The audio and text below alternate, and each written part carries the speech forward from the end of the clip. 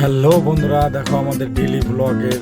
আজকে আমরা আছি গুয়াহাটি, মানে আসাম, গুয়াহাটির মেন টাউন, মেন শহর। তো বন্ধুরা দেখো, আমরা আজকে মাছ রান্না করছি আর শর্টকাট ভিডিও নিয়ে, কারণ আমরা তো বড় বড় ব্লগ বানাচ্ছি, হয়তো সবাই বিরক্ত হয়ে যাচ্ছে।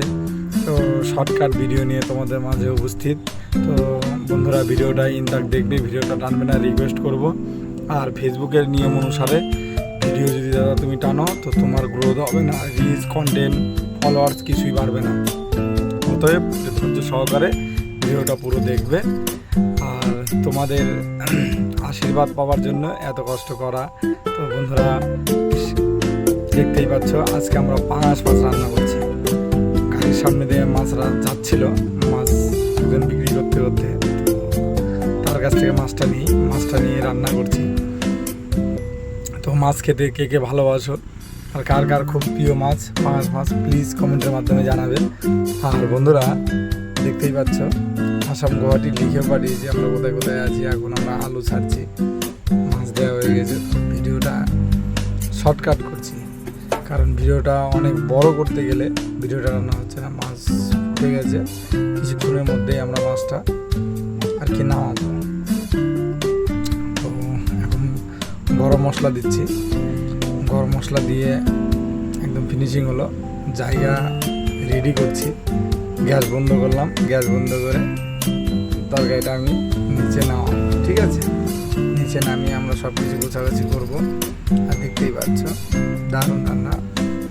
আর দেখো গাড়িতে আমরা ডিএফ ঢালছি, এটা হচ্ছে পলিউশন, মানে সাইলেন্সারের যে ধোঁয়া বেরোতো আগে BS3-তে, এখন এই BS6-এ পলিউশন জলটা দিলে, কেমিক্যালটা দিলে, এটাকে বলে ইউরিয়া, তো ধোঁয়া বেরোয় না। তো রান্নার শেষে দেখলাম ফাঁকা টাইমে ডিএফটা ভরে দেই, এটাকে বলে অশোকলিল্যান্ডের অ্যাড হলো। আমরা চলে আসবো, স্নান করে চলে এসেছি খাবার সময়, মানে এখন গাড়ির কেবিনে, গাড়ির ভিতরে আমরা খাবো। আর দেখতে পাচ্ছ প্রচণ্ড রোদ, গাড়ির সামনে কাছে আমরা কম্বল দিয়ে ঘিরে রেখেছি যাতে রোদটা ভিতরে না আসে। তো বন্ধুরা দেখতেই পাচ্ছি এত সুন্দর তরকারি, মানে কী বলবো, এতে অনেক রকম মশলা আছে, কাশ্মীরি গুঁড়ো আছে, লঙ্কা গুঁড়ো, সবজি মশলা আছে, ধনে গুঁড়ো আছে, গোলমরিচ আছে, তেজপাতা আছে, শুকনো লঙ্কা আছে, আলু, মাছ, এভরিথিং, গোটা জিরে, অনেক কিছু দিয়ে রান্না।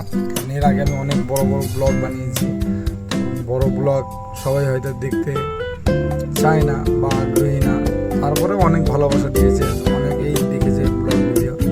তো এখন চাচ্ছি ছোট ছোট পার্ট ভিডিও করতে।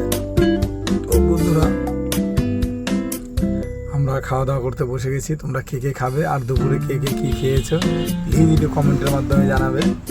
দেখতেই পাচ্ছ তোমাদেরকে দেখাচ্ছি, কারণ আমার ফ্রেন্ডরা দেখুক যে আমরা মাছ ভাত খাচ্ছি। বিশ্বদার তো খুব গরম লেগে গেছে, বিশ্বদা বেশিরভাগই তো দেখো স্নান করে ভিজা গামছা গায়ের উপর দিয়ে খাওয়া দাওয়া করছে। আমিও খেতে বসে গেছি। তো খাবার তো খুবই সুন্দর লাগছে, খুবই ভালো লাগছে, কারণ বিশ্বদা জিনিসপাতি কেটে কুটে জোগাড় করে দিয়েছে আর আমি রান্না করেছি। তো বন্ধুরা দেখতেই পাচ্ছ, ভিডিওটা পুরো ইনতাক দেখবে।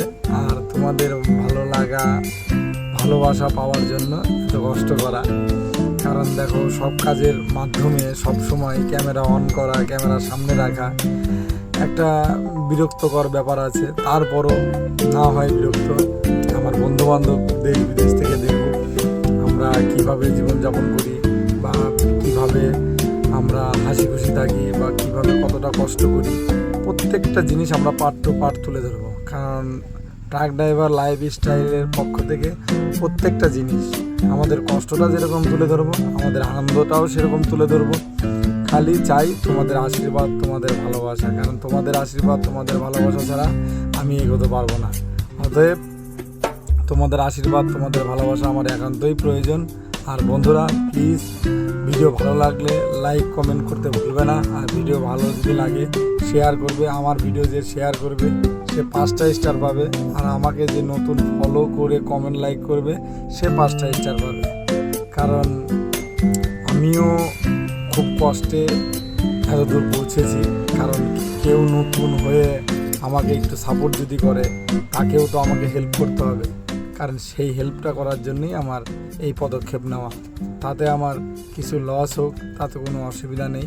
তো বন্ধুরা, খাওয়া দাওয়া শেষ, তো তাই বলছি ঠিক আছে, নেক্সট ভিডিওতে আসবে। তো ওকে বাই, ভালো থেকো, সুস্থ থেকো, গুড বাই, ভালো থেকো।